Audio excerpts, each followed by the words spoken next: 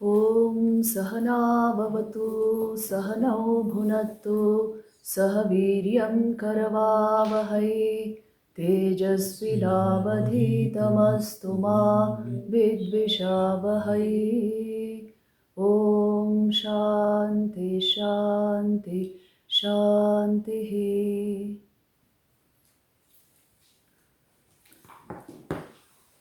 So yesterday we had a discussion on life, death and afterlife. But today we are going to discuss the elements of decision making. Practically I'm drawing out the most important parts of this Katha Upanishad. What we can practically learn today. Because they are giving us such spectacular ideas in that story only you will find all this. Hmm. And you see, like for example, I will go to this mantra and you see for yourself how much it has to teach us in the present context also. Hmm? That's why the Upanishads are always relevant because they are talking about an ever existent, ever relevant reality, isn't it? About our own consciousness. Can your consciousness ever be irrelevant to you? Obsolete? It is due to that you are having the experiences of life. So this is perennial knowledge that is ever new, and it will refresh you the more you dive into this. So you see the canto, the part 1, canto 2, first mantra, Anyat Shreyo Anyadutaiva prayer. It is very, very significant.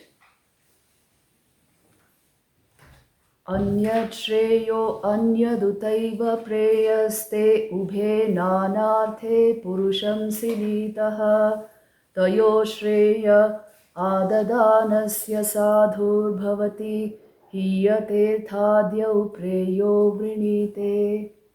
Now the meaning is, the preferable is indeed different and the pleasurable is different.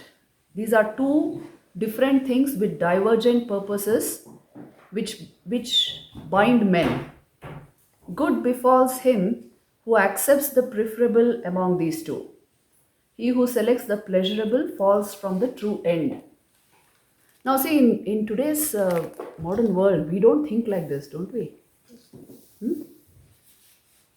But this is such an important Upanishadic idea, teaching us the fundamental principles of life and what was called rhythm in the Vedic age.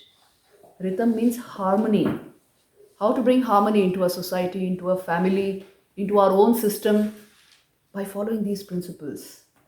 They are telling us that Shreyas and Preyas are two different things. Shreyas means that which is good for you. Prayers means that which is pleasurable and attractive and pulls your senses. Now they are telling us the effects of these two are different. See, this is the only culture which will tell you this. All that shines is not gold. Right? The pleasurable and the preferable are two different things. And they lead to different ends. Two different purposes. So if you choose the pleasurable over the preferable, you will go somewhere. And when you choose the preferable, you will go to a different place entirely. They are not the same thing. So fundamentally, they are asking you to differentiate these two values in life. Whenever we have to make a decision, this point should come up. Is it Shreyaskar or is it Preyaskar? That's why I told you these are the elements of decision making. Is it going to give me long-term satisfaction or short-term pleasure? Long-term fulfillment or short-term just excitement? This is important. It's so important to evaluate this before we make a decision. The philosophy with many people is what is pleasurable is preferable. In the modern world it's like that. But it is not so. Those who are wise have always told us these are two different things which lead to two different ends. See, so now let me spell out the elements of decision making. Whenever you have to make a personal decision or a decision for whatever your family or in your job, for your society, you are in different uh, major decisions you have to take in your positions in life. So the first thing is, which you will obviously do, you weigh the pros and cons of each thing. If I do this, what it will get me?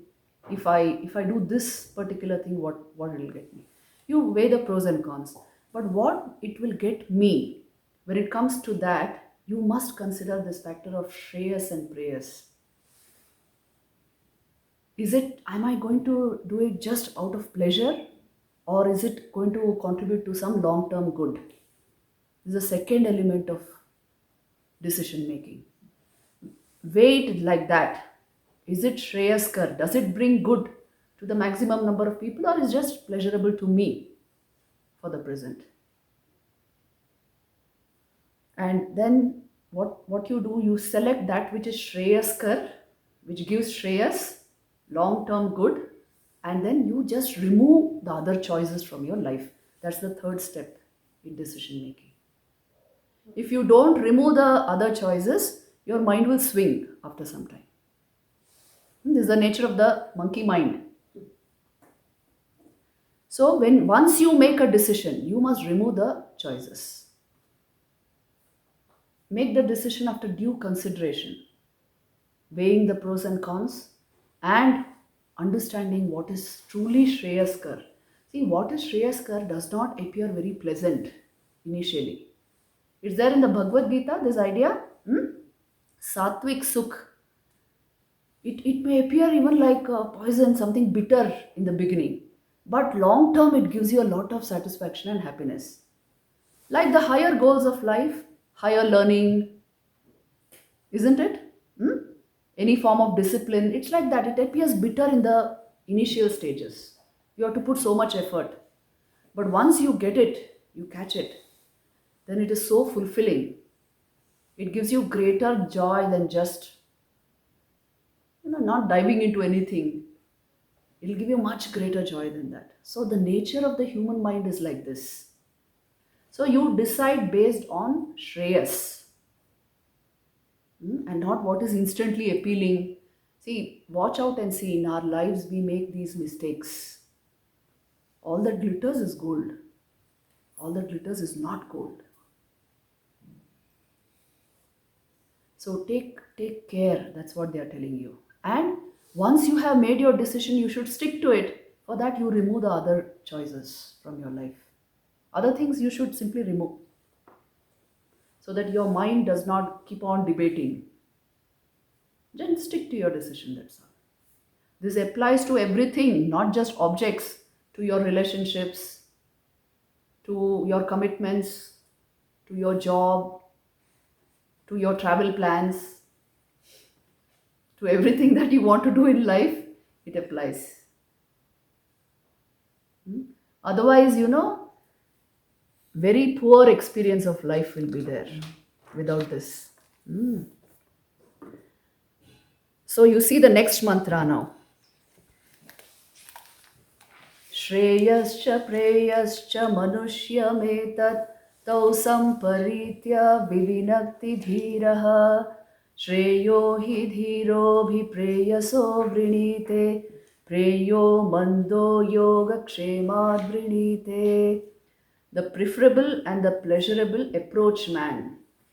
The man of intelligence, having considered them, separates the two. See the separation between the two. The intelligent one selects the electable in preference to the delectable. The non-intelligent one selects the delectable for the sake of growth and protection of the body. So take care of this. This is what they are telling us.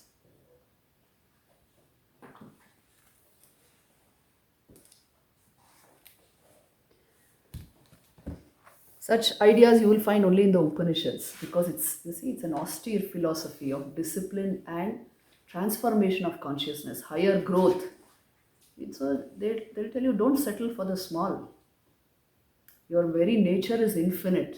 So you must aim high. For that you require all these principles.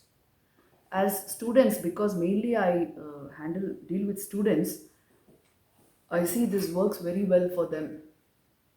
So make it a point to tell your students that Always, you see, this is one of the fundamentals of our culture. Both of these will come to you, as the mantra says. You must make the right choice based on that which is preferable, not that which is pleasurable. Sukhatyago tapo nityam. The giving up of small pleasure is tapasya, because it will lead you somewhere else. It's a waste of vital energy. You can't afford that if you have high goals.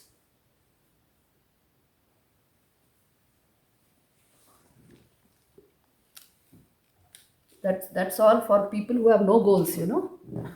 All kinds of odd people are there in the world. So when you don't have any high goals, then all this doesn't appeal. But for achievers, these are the most important things. In the higher life, all the more important this becomes. The higher the life, you'll see the more discipline and austerity will be there. When I see the lifestyle of some of these students in IITs, I really feel it's a real tapasya. Constantly at their goals, day and night. They have no thought of anything. Utterly concentrated. This class is there. They reach to the top, and such brightness in their faces and minds. So if you're aiming high, then take care of these fundamental principles. Then you have this particular mantra. See the fourth mantra. Duramete viparite vishuchi. That one, please go there. Duramete viparite vishuchi avidyaya cha vidyeti jnata vidyabhipsinam nachiketa sammanye natva kama bahavo lolupanta. That which is known as knowledge and that which is known as ignorance are widely contradictory, and they also follow divergent courses. I consider Nachiketa to be an aspirant for knowledge. The enjoyable things, multifarious though they be, did not tempt you. See, knowledge is the greatest tapasya. Do you understand this? We read it in Taittiriya Upanishad. Of course, it was a different batch that time. Knowledge is the greatest tapasya because knowledge is acute focus. Knowledge is born of very acute focus, which means what is focus? What is attention? Ekagrata. The investment of your awareness in your mind. So when awareness comes to the forefront, acute focus can be maintained. Knowledge is born of that. So it is a tapasya in itself. That's why you see, the Upanishad is telling us the ways of knowledge and the ways of ignorance are different. If this acuteness is not there, life will be flimsy. Everything will be light. That's why knowledge, nahi jnanena sadrusham pavitram iha vidyate. Nothing more purifying than knowledge. So the ways of knowledge and the ways of ignorance are different. And if you have to follow the path of knowledge, you must make the right choices in your life. Stick to knowledge, it will keep you utterly pure, untouched by unnecessary things.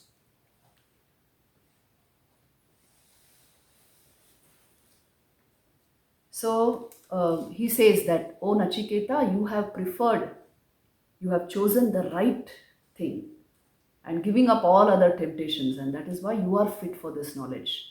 The higher the knowledge, the more stringent the conditions for that knowledge.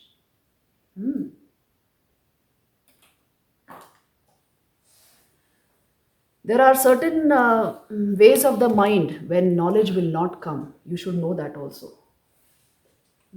See, remember this kind of knowledge, the Upanishadic knowledge, and the normal Vidya, the knowledge which we have in schools and colleges, how different are they?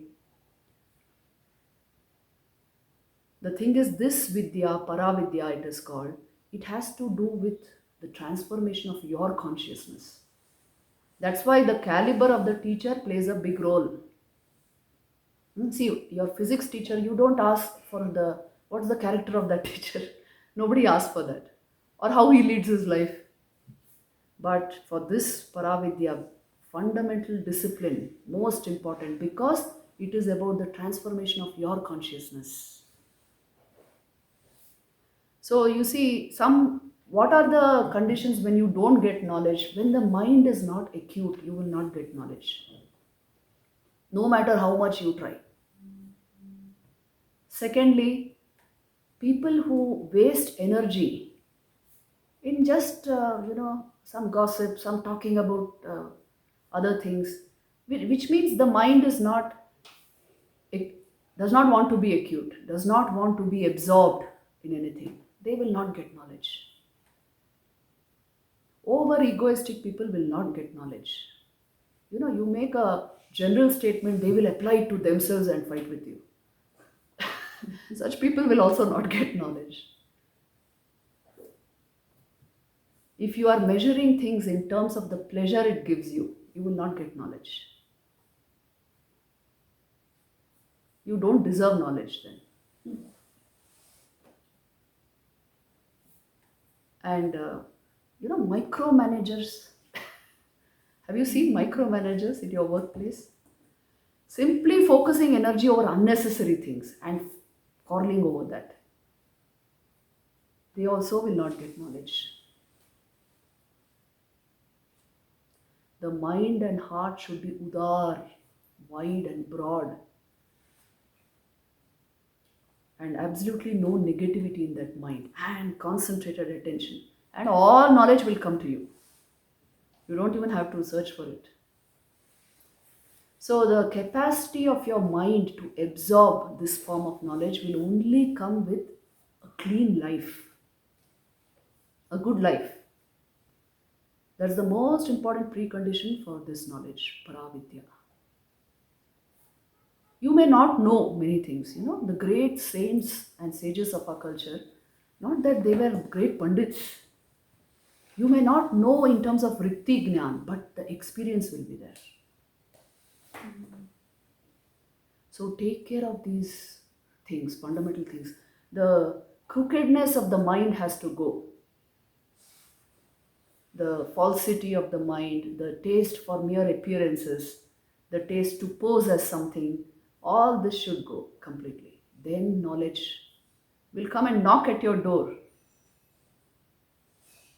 If you make yourself a fit receptacle, knowledge is there. Especially this knowledge, it is a huge renewal of your mind. But for that, the mind should be prepared. So that's why you see the ways of knowledge and the ways of ignorance are different. Ignorance is tamas. If the mind is tamasic, it will understand only this much. No use pumping knowledge into that mind. And if the mind is sattvic, the luminosity will reflect everything that there is to know. See, this is the unique definition of intelligence in our culture, Again, I'm telling you, it's unique because culture here, knowledge here means the capacity of your mind to reflect awareness, which is shining within you. It's called prajna. This capacity is intelligence, not how much you got by heart and stored in your memory. That is dullness. Your search engines are better than you. Your smartphone is better than you, if that is intelligence. Isn't it? It has a bigger memory. Yes. Memory is not intelligence. Prajna is intelligence. Which means how aware you are deep within yourself and how much awareness your mind can reflect. That much you will know. You will soak in information also if required. And you will intuit things because you're deeply aware or conscious. How does it translate into first person experience? As you are deeply conscious at any given point of time. So how can you be deeply conscious and yet dull? You can't be. Those who are not conscious are dull. So if you have to develop your intelligence, then what should you develop? Prajna. deeper awareness, the conscious life through a clean life, through meditative habits, not by hearting textbooks. So take care of these things. Nature will teach you more than any textbook, I'm telling you. And the art of meditation will teach you everything. That's why spaces like these are so important for the culture of the soul. Otherwise, you just feel that, Google knows so much better than you in terms of memory. There's no point in building memory. Tomorrow, this will be common knowledge, I'm telling you, because there's so much of research going on intelligence all over the world in some of the leading universities that everyone is going to arrive at this at some point or the other. And you are going to use your artificial systems to generate the information you want and even to perform the actions you want at any given moment of time. But you will be in charge of what then? Your awareness will contribute to wherever there is decision making required, higher knowledge required, that you will be the key player there, and your robots will do the rest. So don't compete with them. Let's not get that silly. We must raise our bar of awareness. If you want control over matter, over artificial intelligence, you must raise your bar of awareness. See, the fundamental difference between a human being and a robot is there is no self-awareness in the robot, but you are a self-aware entity. Is there any other difference? He is doing what you are doing, much better. And tomorrow they are going to take up so many of our mechanical jobs, almost 80%. So you will be left over to cultivate that which you should have paid attention to, the essential thing. Because even if you go to data science today, most of the jobs they will take over. They are programmed to do it far faster than a human being can do. But of course, they don't have awareness. You are the programmer, and the power of awareness you should understand. Prajna. See, that chat GPT lady, she can give you any information and in her own language, and what creative output she can give you.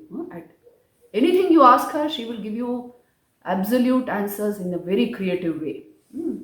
But if you ask her anything about self-awareness or her concept of herself, her understanding of herself, there will be a complete blank there. She has no sense of herself. But don't we have a deep sense of our being? Tell me. Apart from your memory and the thoughts of your mind, the sense of your being, your self-awareness is primary aspect of your function. So this will become a major thing tomorrow, The solution does not lie in putting down artificial intelligence. It lies in using it the way we will want to use it, by becoming smarter than them. And developing our intelligence to that extent. You see, the way our education systems are, and everywhere this is there, okay, not just in India, the way our education systems are geared, there is absolutely no knowledge on awareness. Intelligence is not equated with existential intelligence. Now only it's coming up. At least people are thinking about it. But this knowledge is there in the Upanishads. See how openly they are putting it. The clear distinction between knowledge and ignorance, the clear distinction between awareness, knowledge, ignorance, and the contribution of awareness in your intelligence, the need for prajna. There are different words used in Sanskrit. See, bodh, prajna, medha, dhriti, smriti, dhi, buddhi. It's not just one term, intelligence. So many terms are used. Specifically, they mean specific things. So unless you have prajna, your intelligence will not sparkle. It is borrowed intelligence. You are borrowing information from somewhere and putting it out. And I told you, your artificial intelligence systems can do it better than you. So don't equate intelligence with such things. It is to do with awareness fundamentally.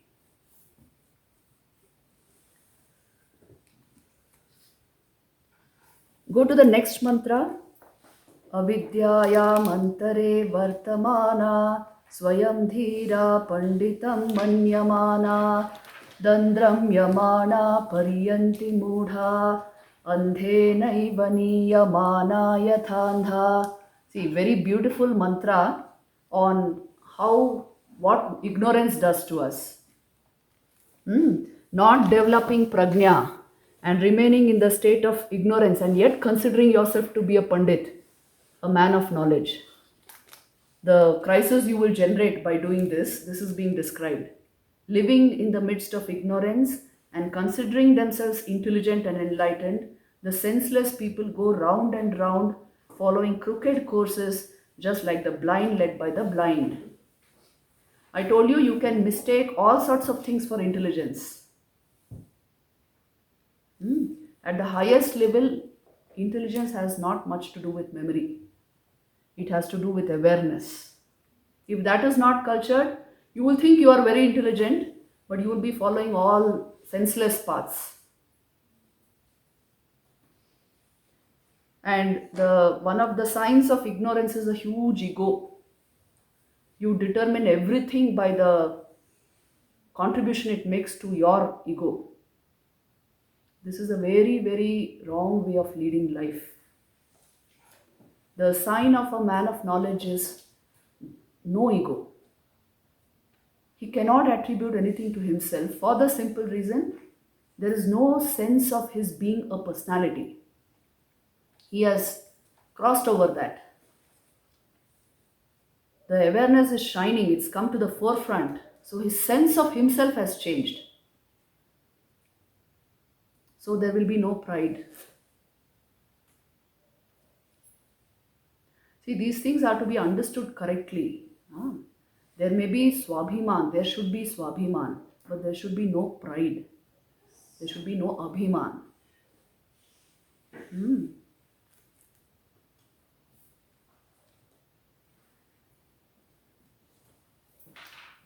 Then I am going to skip some more mantras and go to the mantra number 7. Shravanayapi bahubhiryo na labhya shrinvantopi bahavo yam na vidyuhu ascharyo vakta kushalosya labdha ascharyo jnata kushalanushishtah. The knowledge of the self is very subtle.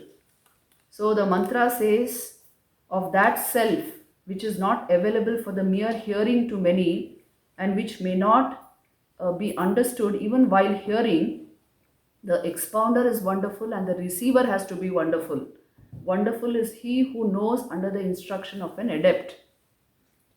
See, it is not normal vritti jnana, I told you, the knowledge of the self. Right? What is the meaning of it is not vritti jnana? You can't think about it. You can't know it through a thought process. Any other form of knowledge, you know it through a thought process, isn't it? Knowledge is about a thought process. A very cultured, refined thought process will give you knowledge of any object. But this is not an object. This is the subject. So, a thought process will not lead to this.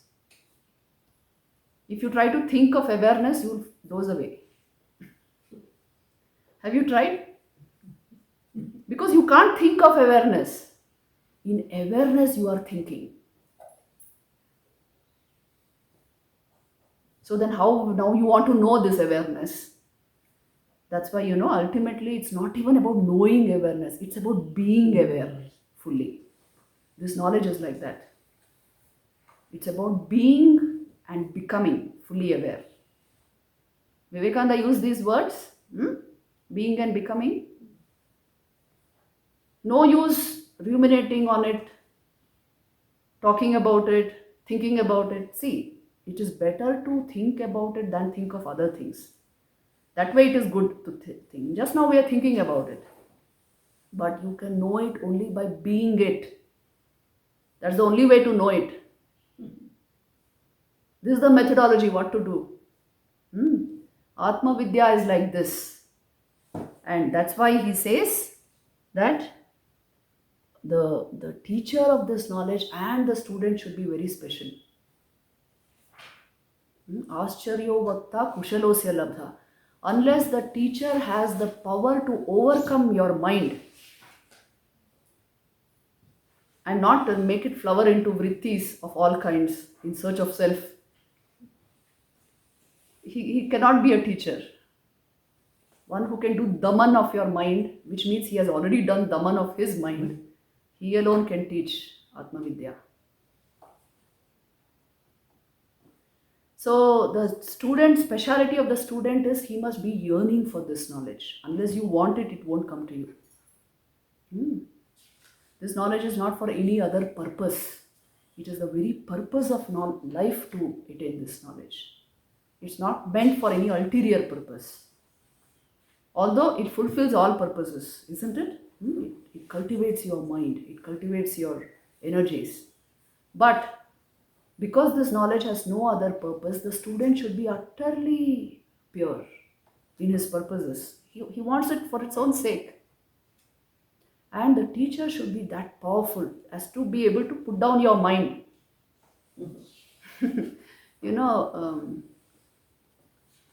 I remember a nice incident in the life of Raman Maharshi. So somebody came and told him that, give me your knowledge. Because he would radiate this. And Raman Maharshi said, give me your mind. Give me your mind and I will strike it down. And you will have this knowledge. See, devotion means this. You give your mind and heart and soul to the Guru and he will strike it down. And the self will come into prominence. So this knowledge is not there for the mere asking. There must be 100% commitment towards, like Nachiketa. Otherwise, after some time, you'll say, oh, I don't want. It's too hard and I lose so much. You won't lose anything because, with self-knowledge comes all fulfillment. So it's a very special combination. The beautiful example is Ramakrishna Vivekananda. This Ascharyo Vakta Kushalosya Labdha. Perfect exemplars of this were Ramakrishna Vivekananda.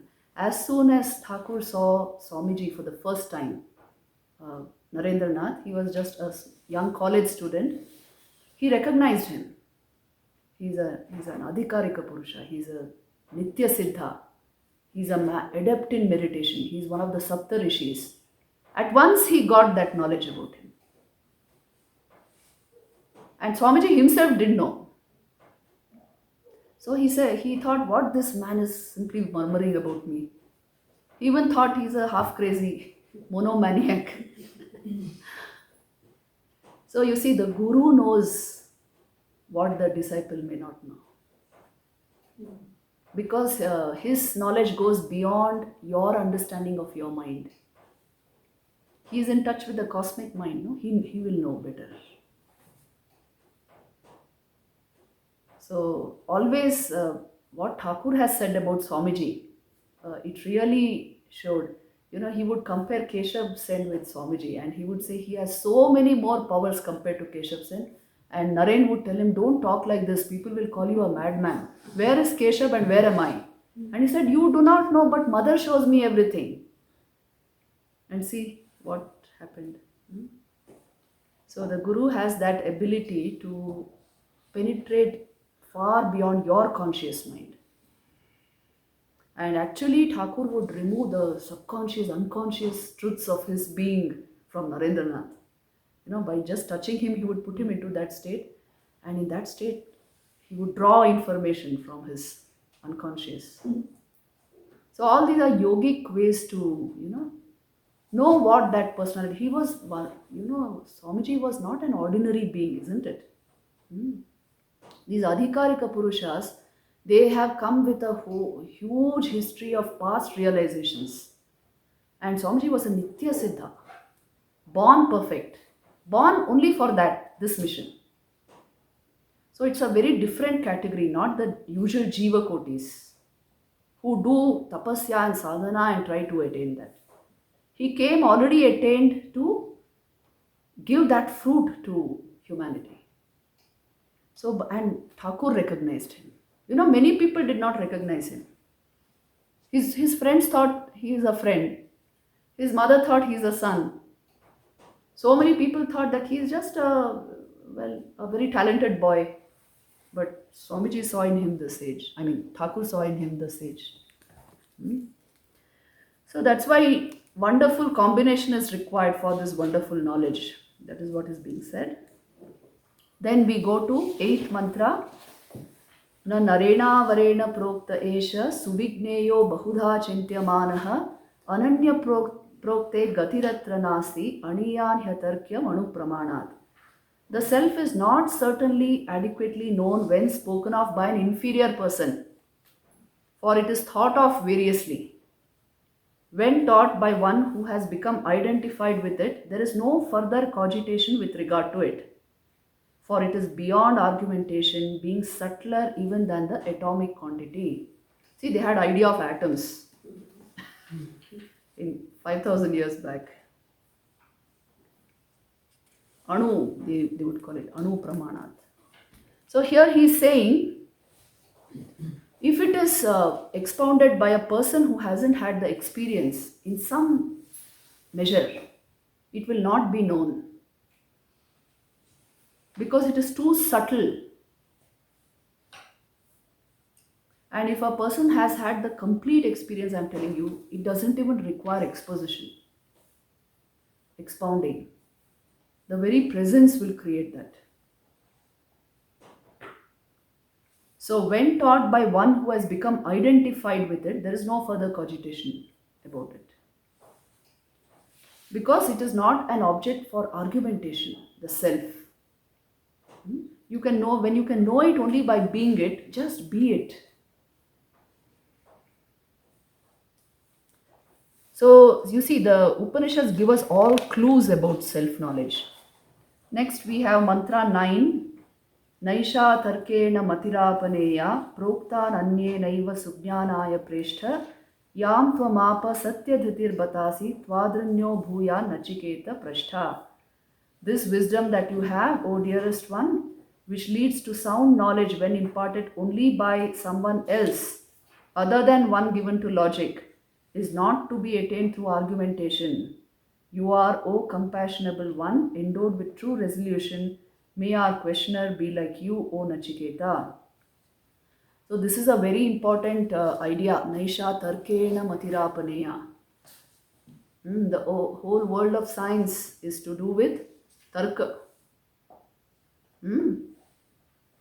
Logic and argumentation and the rational method. So this is something far beyond that. That's what they are telling us. So just because you can't logically arrive at something, does it mean it's unreal? See, the deepest experiences of your life have nothing to do with logic. Am I right? So logic is an invention of your intellect to solve certain problems, certain mathematical understanding to arrive at that. We use logic. Now, if you try to apply logic to all the things in your life, what will happen? We will become idiots. Tell me, is there any logic in your love for your mother? In the love we have for nature? Is there any logic in it? Is there any logic in the compassion you feel in your heart? Or what you feel for these pets, Baga and Bringi? Is there any logic to certain things in life? All these subjective experiences, to the beauty of nature, to the feel of meditation.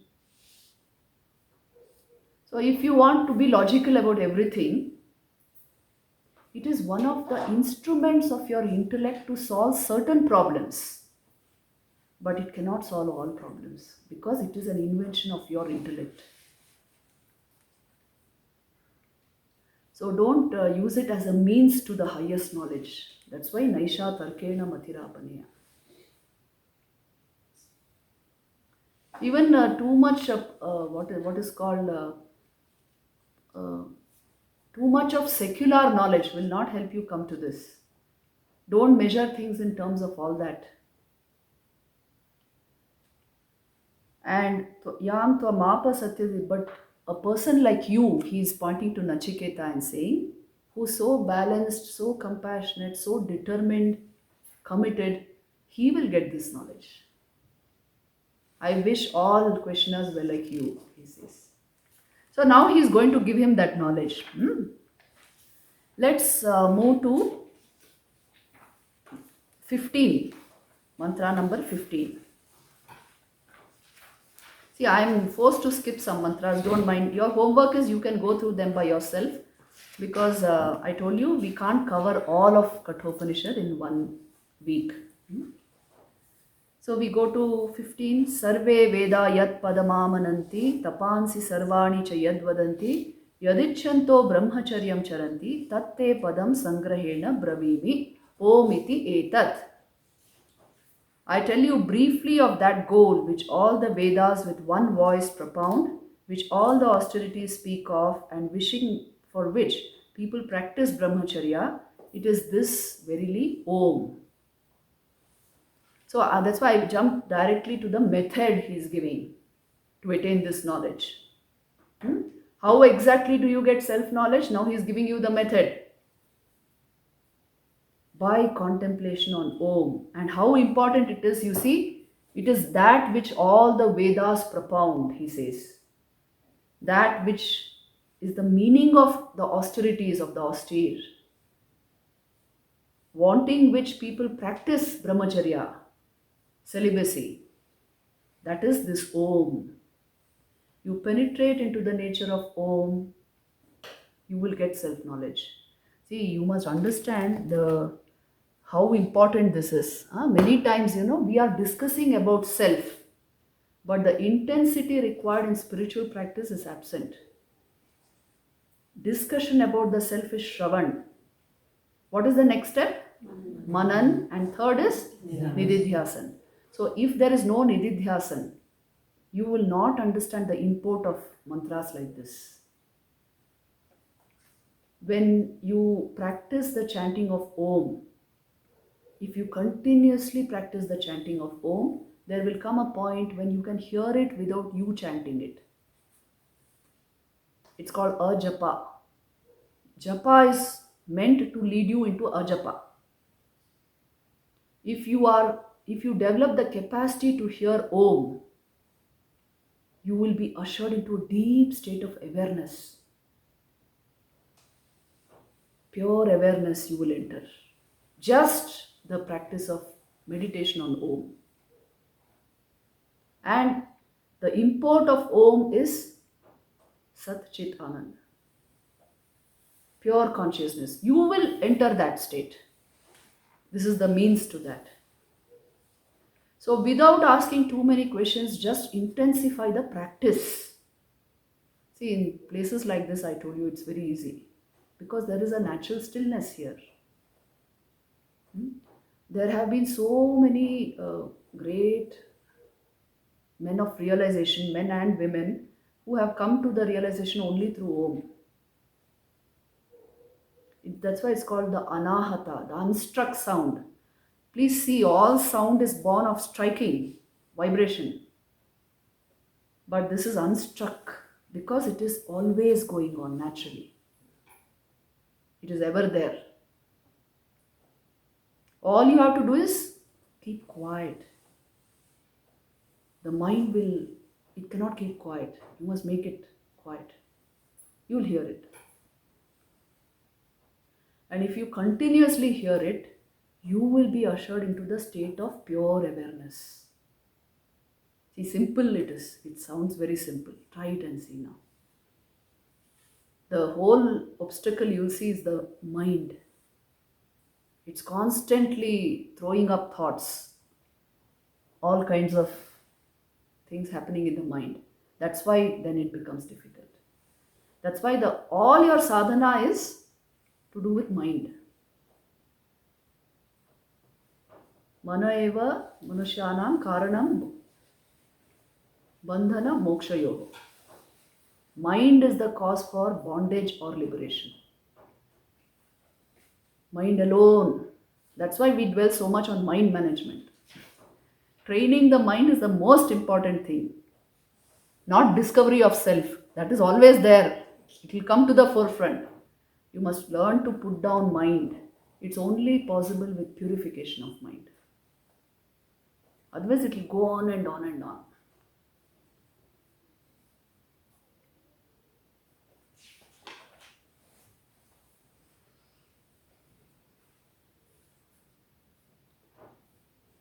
There are two ways. One is sadhana, second is Guru Kripa. If you give your mind to the Guru, he will strike it down.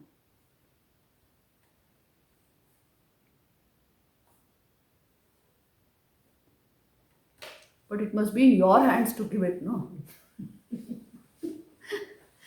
If it's not in your hands only, how will you give it? So without sadhana, you really can't proceed in this, all this.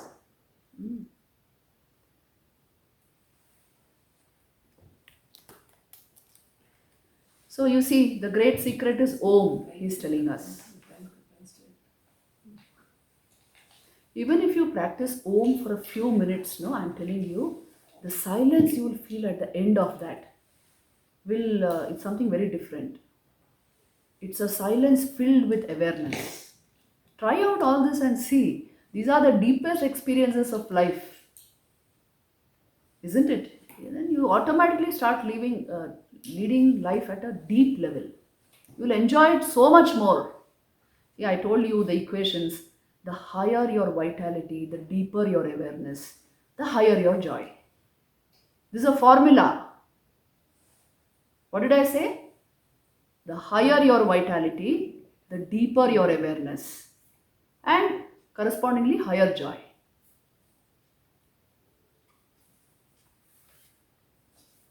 So you must learn to raise the bar of your awareness. That is yoga, fundamentally, Yoga is not those physical exercises. See, when I use the word yoga, don't think I'm talking of asanas. That is a small anga of yoga, that's all.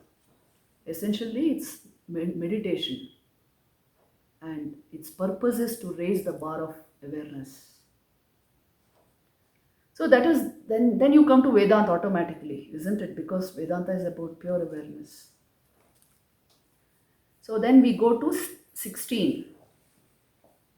Etadevaksharam Brahma, etadevaksharam Param, etadevaksharam Jnatva yo yadicchati tasya tata. See, this letter Om indeed is the inferior Brahman, Hiranyagarbha, and this letter is indeed the supreme Brahman. Anybody who, while meditating on this letter, wants any of the two, to him comes that. So here you must understand what is this inferior Brahman or superior Brahman. Usually Sagun Brahman. That's why I said Hiranyagarbha means the loka of Sagun Brahman. So Sagun Brahman is means Brahman with attributes.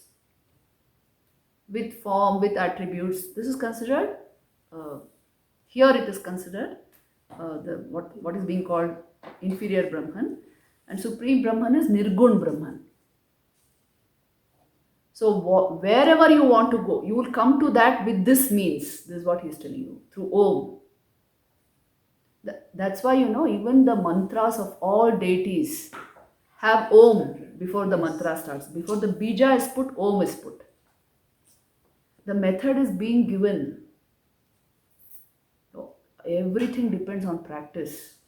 See, that's why I keep using the word first person research. What I mean by that is sadhana. Practice. It will give you a different feel of all these things than what you are conceptualizing just now. See, the deepest things in life are not concepts. Is love a concept in your mind? Awareness, can it be a concept? I told you that that much only is the function of your mind. The deepest things go beyond mind. So you must learn to contemplate and meditate. Without that, I don't know how to get this now. I really don't know. What you understand through meditation, you can never understand through a thought process.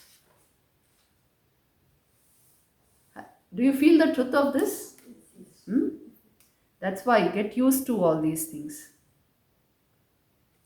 So anybody who wants anything can come to it through Om. That is what means these higher experiences. This is what they are saying. So you see, then again, it's a reiteration. Etadalambanam shreshtam etadalambanam param etadalambanam jnatva brahmaloke mahiyate. This medium of Om is the best, and this medium is the supreme for the knowledge of inferior or superior Brahman. Meditating on this medium, one becomes adorable in the world of Brahman.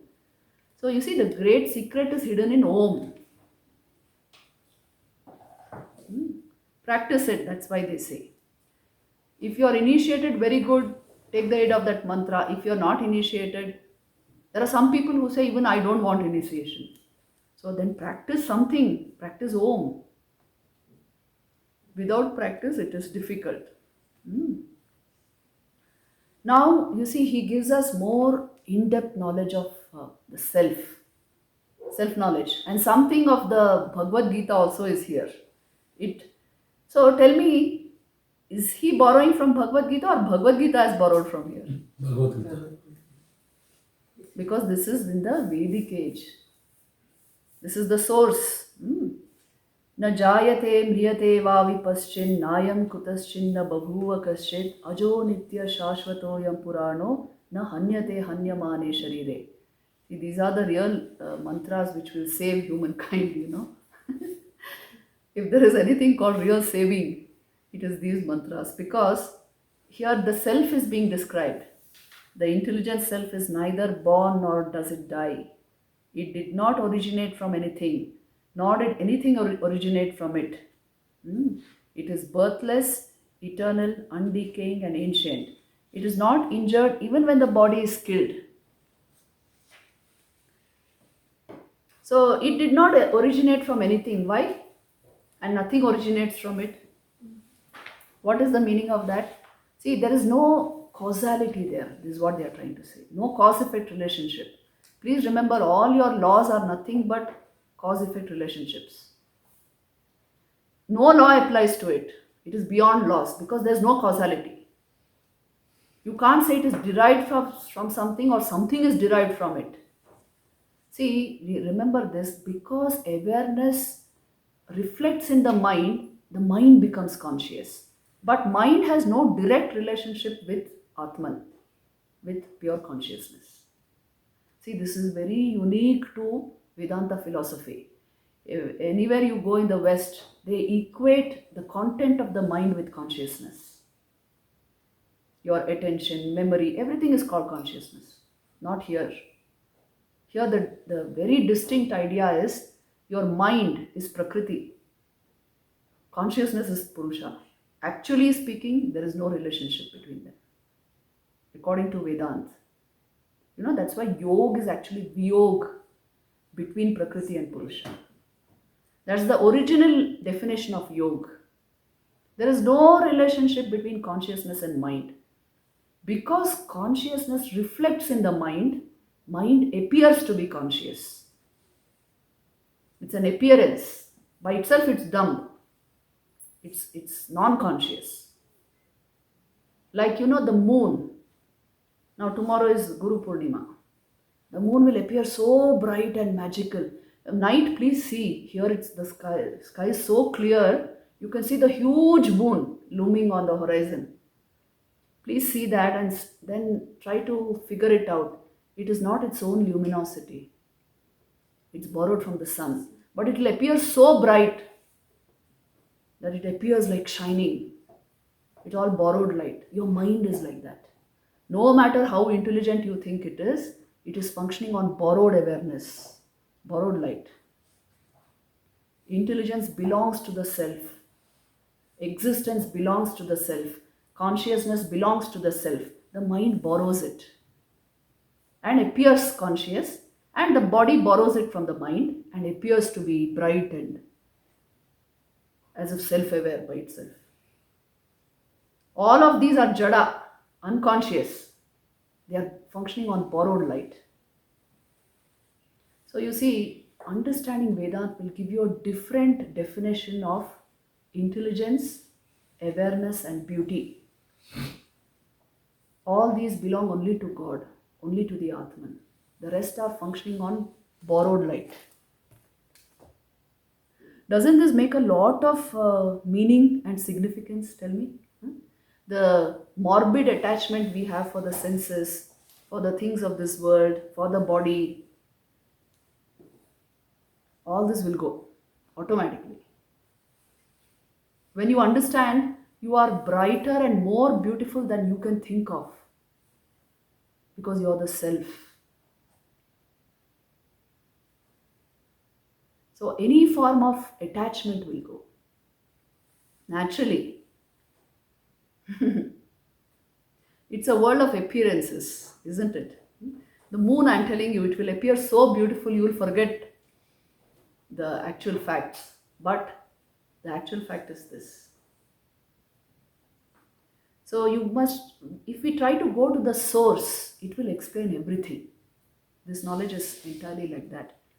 We have just 2 more minutes. We can take up.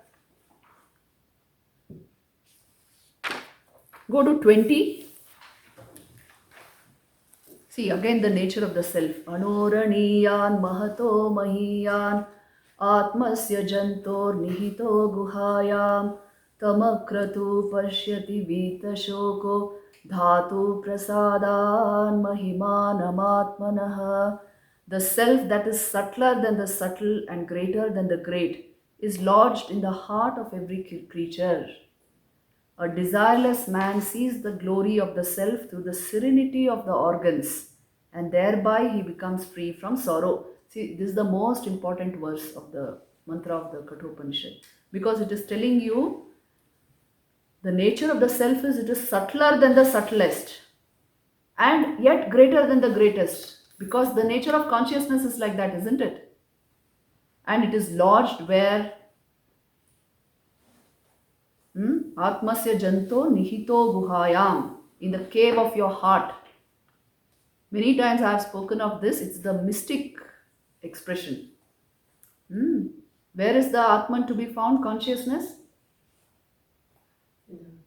Because you are thinking of discovering it, you have to go to the heart. It is ever there. Actually, heart is described as hridayam. It is actually hridhi ayam. Center of your being is the heart. But you are contemplating discovering it somewhere, so they say concentrate on the heart center. Because it will give rise to higher awareness, dhi, what is called. And by that you will know its nature.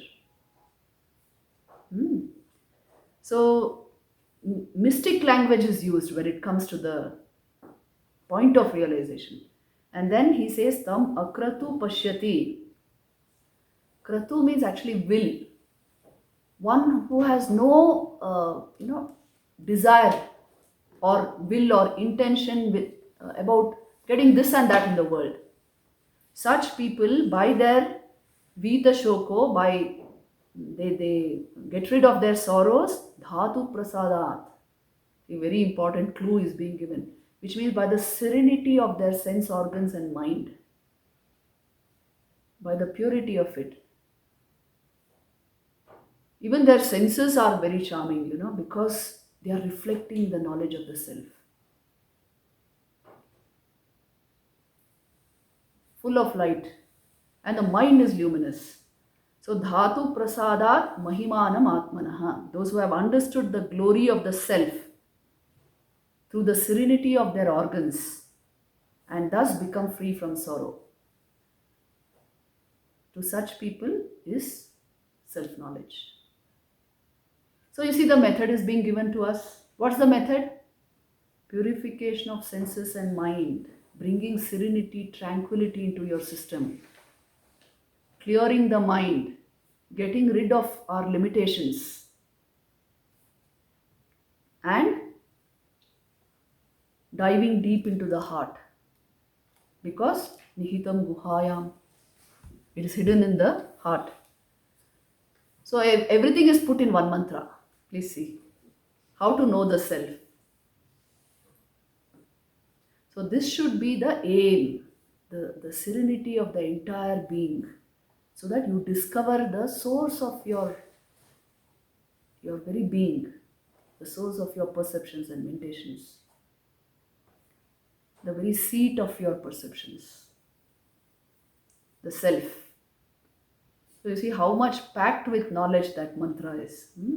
These are some of the most important mantras of the Katha Upanishad. We will stop here and take up tomorrow knowledge of self. Om Shanti Shanti Shanti.